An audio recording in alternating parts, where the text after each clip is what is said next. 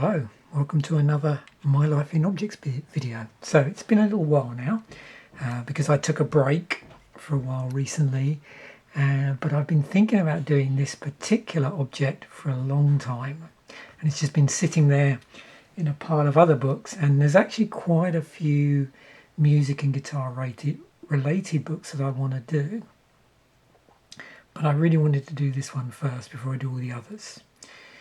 This is a wonderful book. This came out in 2001, and if you love Boss pedals and you don't mind the fact that it's not going to cover anything beyond 2001, this is a great historical book to get, and because it looks at the early history of Boss and of course the history of pedals in the line all the way up to the 2000s.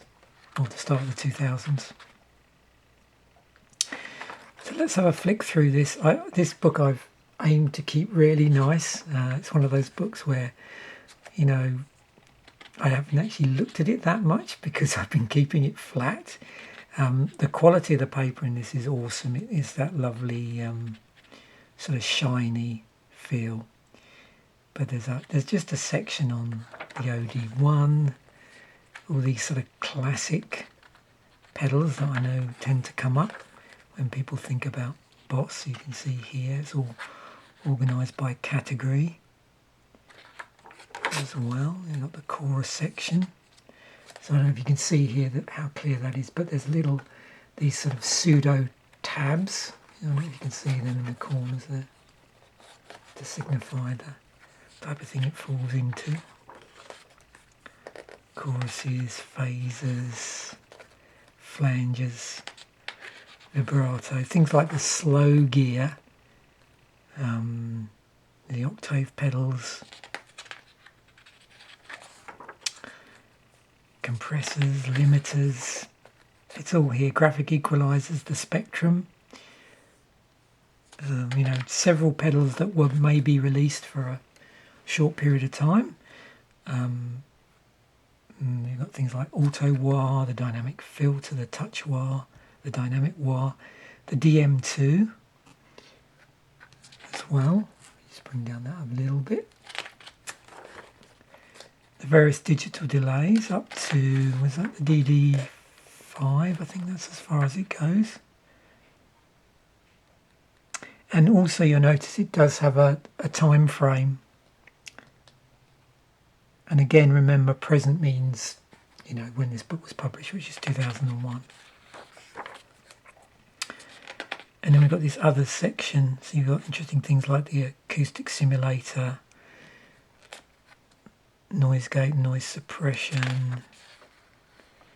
There's the digital reverb units. And then a few interesting, odd ones here, like this flanger here in the DM1, and then the twin pedal stuff as well, and then all their various volume pedals, like I have this one, even things like the foot switches, and then specific Roland effects as well. So it just mentions about, prior to the advent of Boss, compact effects. So these are the really early things before, the Boss branding became a thing.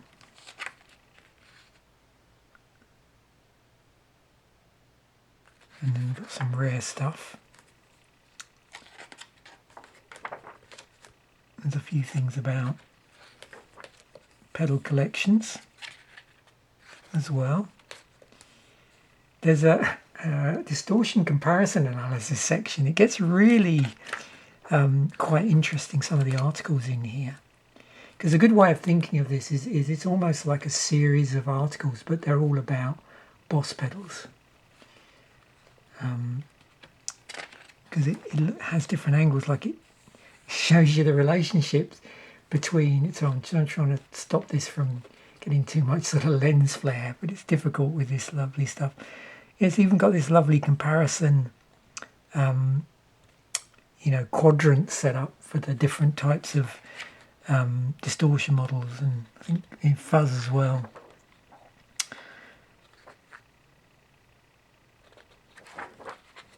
And then the Boss chronology, which is pretty cool. So 76 through to 2001.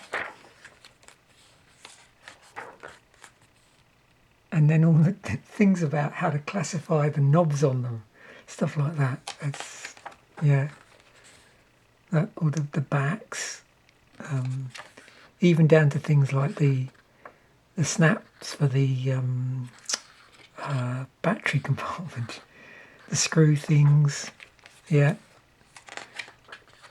Inside, yeah, this is a wonderful book. And then a section about the history of the pedals and the brand. Interview there.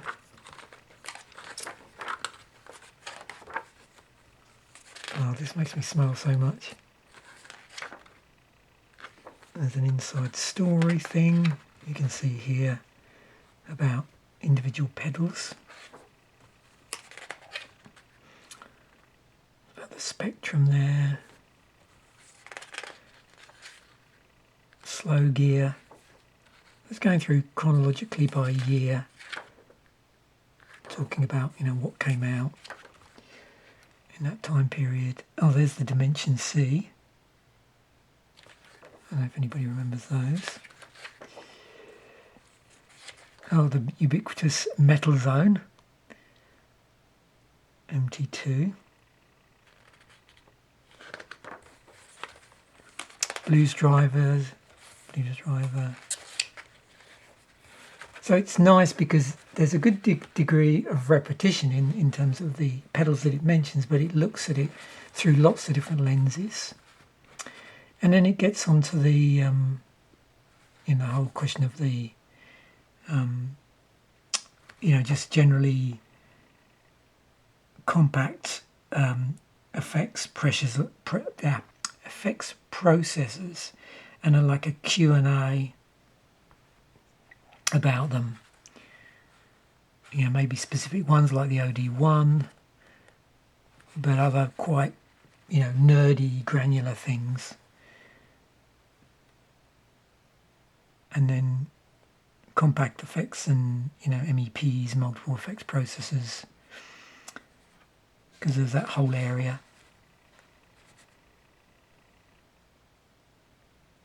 And where did the Boss compact effect processors get its start? So talking about usage, there's a bit of essential listening to hearing things. And there's all these like sidebars as well, which are really interesting. Look, there you go. So different setups. Jakey Lee, The Edge, David Gilmour.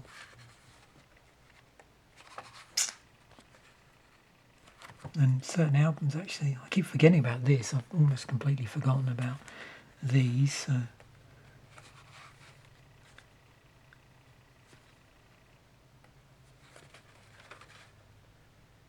And the list just goes on here.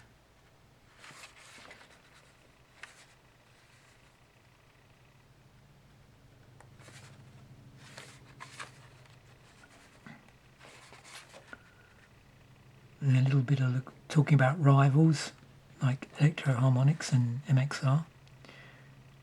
And then there's a CD at the back, which has, the sounds of the various models.